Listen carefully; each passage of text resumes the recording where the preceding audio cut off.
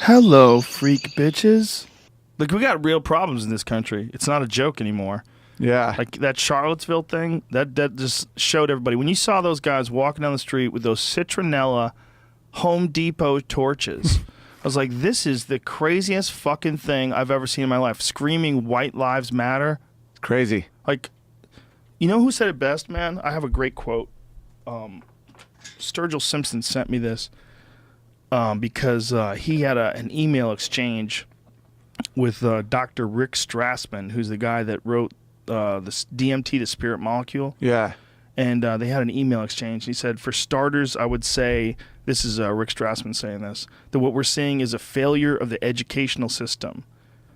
This is due to faults within the system itself, as well as attacks on the system, that system from outside by forces and institutions that gain to benefit from ignorance and addiction, both religious, faith, and the love of community have degenerated into crude parodies of what they're capable of being. Regarding where this is all heading, he says, my Zen teacher used to say that the force of good, this is what I thought was really interesting, the forces of good relative to the forces of evil are always around 50.1% versus 49.9%. There's a similar notion in Judaism along these lines that the future of the world depends upon a single individual's actions. And I think it says something like, paradoxical, like, we are a speck of dust and the fate of the universe hinges on us. Wow. That quote right there, we are a speck of dust and, in quotes, the fate of the universe hinges on us. That, when I read that today, I was like, holy shit. Like, that's so true. Yeah. And I mean, you see this right now, like what's going on with Charlottesville and what's going on with the way Trump is reacting to it all and the way people are reacting to it all. Like, people are digging in their heels and forming sides. And this is any group that wouldn't think that this is completely insane and totally out of control. Like, any group of people that wouldn't think that someone driving a car into a group of protesters just randomly running over a girl, any group that wouldn't denounce that instantaneously as one of the most heinous things ever. This is exactly what we're terrified of. We see happening in Paris and in other parts of the world. And here we have an American doing it, and our differentiation is not even that, you know, we're being attacked. Well, the way we're looking at it in terms of it's white people and white nationalists versus Antifa, right? We're not even looking at it like we're all Americans. We're not even looking at it like we're all on the same team. We're literally homegrown terrorism. That's a homegrown terrorist activity. Yeah, 100%. 100%. I mean, so you're worried about Al Qaeda, you're worried about ISIS, you're worried about the Taliban. You've got something right here that is willing to drive a car into a random group of people that look just like him. A bunch of white people. Yeah. I mean, this is completely fucking insane. Well, and the craziest part is they're not doing it to overthrow like the yoke of empire. It's not like you know, Ireland back in the 70s with British control. Like, at least you can kind of be like, they don't want to be controlled by the British. These people are literally living in the most free country. Like, you know, they're prosperous to the point of almost boredom where they start. And I don't think Antifa realizes how much similarity they have to the people they claim to be fighting against. It's a natural progression. Yeah. When you have extremely violent protests like these people happen, everybody ramps it up. They ramp it up on the left, they ramp it up on the right, everybody gets angry, and this fucking asshole drives into a bunch of people. Fuck, man. It's fucking awful. And then Trump said, here's the thing, all this happened because they were taking down a statue of Robert E. Lee, who's the leader of the Confederates, right? Trump literally said today, what's next? Are we going to take down a statue of George Washington? It's like, what? That's a bit of a false equivalence there. Like, what? How the fuck can he even say that? Like, this is...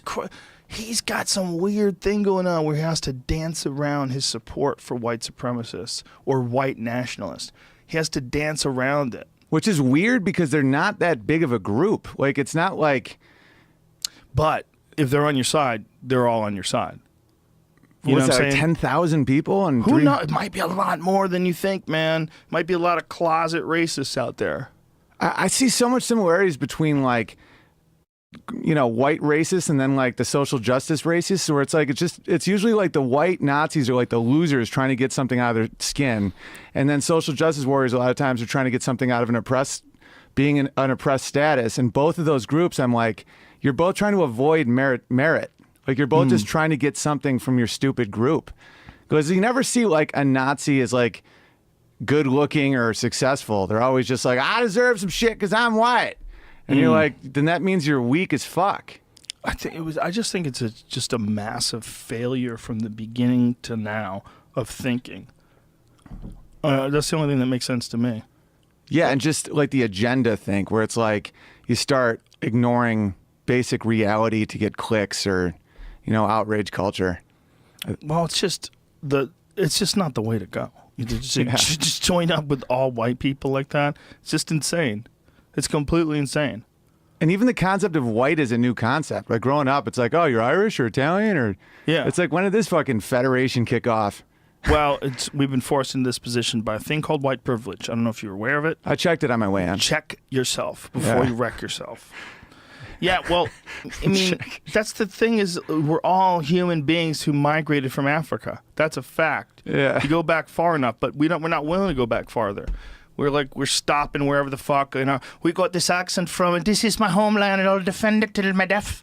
That guy's just that color because it never fucking, it's always cloudy. Yeah, vitamin D never stops deficiency. raining. Yeah, that's literally it. Exactly. That's why they're so pale. They're trying to suck as much of the vitamin D out of the sky as they can. Yeah, because like 2% couldn't get pussy because they died. They died from lack of vitamin D. And that's how evolution works. They turn into paper, those people. They're little goddamn solar panels just walking around sucking in the vitamin D.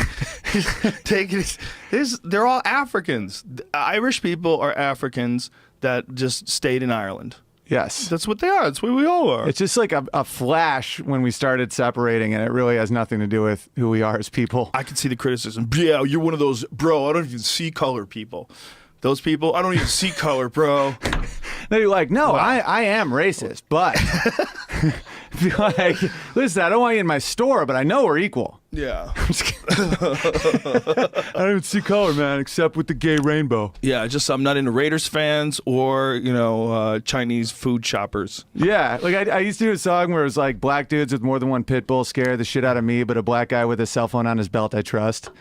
Oh, that's hilarious. Yeah, I would do it. I would have the crowd yell like a guy out any that works group. at Verizon? Yeah, because it's all cultural signifiers. Right. And so I would have the crowd yell out anybody, white people. It's like white dudes with teardrop tattoos in Idaho scare, and you just go through any race. And you're like, look, it's that Chris Rock joke that I won't repeat because of my privileged. But like, there's this group and then there's this group. Yes. And everybody knows which one are the dickheads and which one, not even dickheads, but from a position of like desperation. Yeah. Depending on where you are in history. If I walk by too many dudes that have their pants sagging, it's like more than two of them, I go, oh, these guys must make stupid decisions. Yeah, bad decision, guys. Yeah. If you got like your pants like down like to like the downward curve of your ass. Right. Like it's riding the curve, and I can see like a giant percentage of your underwear. Yeah, one guy may have forgot a belt. Two guys, they're hiding guns. It's not even that. It's just they're just making stupid decisions with their life, right. For sure. You don't learn. Like my mom was teaching a class once, and she was like, they took N-word Jim out of Huckleberry Finn. Yeah, they did. Like they took that word out. You can't know a time unless you know the characters from that time, And it's giving people a real disservice to just like emasculate and neuter our history so that everybody can't see what real dangers are, like what just happened in Charlottesville. Like all the people that called Dave Rubin a Nazi now have to use the same word for these people. Right, exactly. And it's like now it has no meaning. Exactly. Yeah. Good, very good point. Thank you. It's really important to not overreact to people that don't have the exact same opinion as you. Now, when something like this happens, you realize, okay, that's what you should react to. Exactly. This is real. You got a bunch of douchebags with torches from Home Depot or wherever the fuck they got this. The citronella people have them in like the suburbs. They have like a tiki party in the backyard. Dude, I was gonna buy some and now I can't. Come on, like guys. I was literally gonna I like those torches for killing mosquitoes, and I was thinking about it. I'm like, I'm not gonna buy those now because of Charlottesville. And all these guys, I mean, if any of those people that are into that are listening, I'm not even upset at you. As a human, you get trapped into patterns of thinking. I'm upset at that pattern. I'm upset that this is a repeating pattern that's happened through human history, where people decide that there's specific groups that somehow or another deserve preferential treatment or are better or superior or should dominate over other groups. It's stupid, and it's bad for business. It's bad for the business of being human beings. Yeah. It gets in the way. You're judging people on nonsense, and you get to all be in the group just because you have similar skin color. That's fucking stupid. You're allowing a bunch of losers in your group then, because your only differentiation is that they have to be white. That is insanely stupid. It's so stupid. It's like, you're going to miss out on all the cool black people. You're going to miss out on all the cool Cubans and all the cool Puerto Ricans. You're going to miss out on them. And you're gonna think that you have some family in this idea that you all have Nordic roots or something like that. It's so dumb.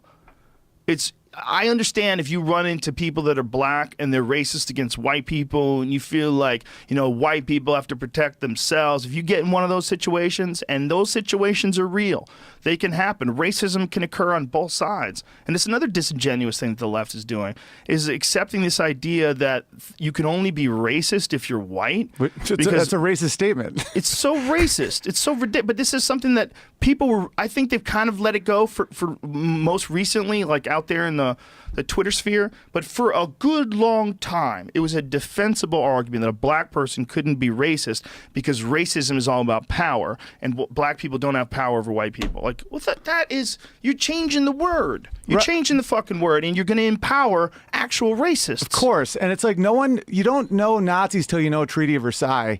And you don't know this until just over-shaming always has a springboard effect. Always. Like after World War I, it's the same with the shamed gay guy is the one that hates gay people, Yeah. Where it's like shame is a horrible thing in people. And so World War I, blood on all hands. That was started and executed for very bizarre reasons. They blamed Germany for all of it to the point where they destroyed Germany, and then they were looking for a voice that gave them hope, and that voice is insane. And so that happens. That happened in this, where it's like, dear white people, being white, you should just say sorry all the fucking time, even though your people came in 1904. Well, you can see it today in the people that never criticize Trump and have like exclamation points, and they write MAGA after all their tweets, no matter what Trump does, no matter what Trump says. Yeah. It's always amazing. Everything's always perfect. Like, okay, well, I see what you're doing, because you're not really thinking. Right. You're not really thinking. You got a fucking team. You're go Raiders. Let's go Raiders. You're let's go Trump. Like, well, now this is not healthy. This is not a normal way to discuss super important issues. When Trump said today that, like, what's next? They're going to take down a statue of George Washington. It's like they took down a statue of Robert E. Lee, and everybody's freaking out. What's next? We're going to take down a statue of George Washington? And you're like, what? Yeah, that's like when the word normalizing actually fits. Like all these things that have been so flooded, that is normalizing something terrible. But it's like so crazy you can't that he compare thought that was an George okay thing to fucking say. Washington with Robert E. Lee is actually a problem. But the left is like pointed out problems to the point where no one, like, you don't trust your instincts right now. Yeah. Where you're like, if I say this, does this make me racist? It's like, what, that it's 80 degrees outside? How is that linked? And also I think anybody coming in and deciding to do something is a problem. Like people coming in and deciding to take down a statue. Yeah. That statue is a symbol to a lot of people, and a lot of people step in and say, hey, this is it. I think there should be some sort of real, prolonged, intelligent conversation about what that statue means, and have it in a way where a bunch of people can see it, and have it represented on both sides. Have it represented by the side of people that think it's a good idea to keep it up, and have it represented on the side of someone who thinks it's a good idea to move on, and maybe we should take this thing and put it in some sort of a war museum. Right. And not having it represent the goddamn Confederate soldiers in the middle of this town that's not Confederate. Okay, the war's gone, because you're holding on to this idea that your team lost a battle and that there's an invading army that's in with you right now. No, we're all Americans. Okay, this is old shit, 1860 shit. Okay, let it go, stupid. Let's take this down. And let's put up a goddamn glorious Kid Rock tattoo style eagle with a fucking flag behind it. Come on. Yeah, you really love America? Let's take down the Robert E. Lee and put a hulking American eagle with a fucking flag blowing in the wind. just cash. And then underneath it have a gigantic plaque of everybody that lost their lives in the last 2 wars over the last 20 years. Have that. Yeah, I think a lot of it is how it's being represented, too. Is it like a glorious statue, or is it just a relic of history? Because, like, I think the debate is... have you seen it? No. I haven't either. Let's look at it. Find out what's the statue of Robert E. Lee that they were taking down. I'm curious. Me too. What if he was like, found out he was like banging a slave? Oh, that's it? Torch-wielding protesters rally at Confederate statue. Yeah. Can we go large on that, buddy? Wow. That's a beautiful piece of art. You know, I mean, much like when you look at Genghis Khan, it's a beautiful piece of art. You know, you look at some of the statues and things that they constructed from back in his day. You think about it, you go, wow, this is a guy at war. Yeah, who killed like 5% of the earth. Yeah, something even crazier. I think he killed like 10% of the world's population while he was alive. Yeah, this is a tough one because it's like because that is a rebel army we lost, so that should be taken down. But at the same time, it's like, but what do you do with it? Then do the natives Americans tell people to take down Washington? You know, then you start getting in a battle of like, well, this person wronged my people. Well, this person, and then you know, like I see people with Che shirts from Urban Outfitters, and I'm like, that dude committed genocide to a lot of people, you know, and it's like, at what point is it? With this one, I think that it's a valid argument to take it down because it was a rebel army a rebel army in the country that it's still in. Yeah. But at the same time, it's like it's a slippery slope of erasing. Right. You know? Well, I don't think you should have it in your state capital, wherever the fuck that is. Is that what it is? State Capitol building? Oh, well, that's a no-brainer. It represents... Yeah, that's state. Yeah, is that what it is? I don't know where it is. See if you could pull it up again, just so we know what the fuck we're talking about. I think that was kind of like... I think it was like a state building. Like, it was a big deal. That's how I felt about Confederate flag. I'm like, obviously take it off state buildings, justices. Well, it's still a part of a few different flags. Right. That to me crosses that line where you're like, oh, well, now you're incorporating it into the government that a lot of people associate with like valid social issues. Yeah, I mean, to this day, I think it's on Mississippi's.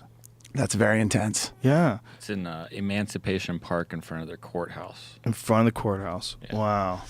Man. That sets a bit of a tone. You can't do that.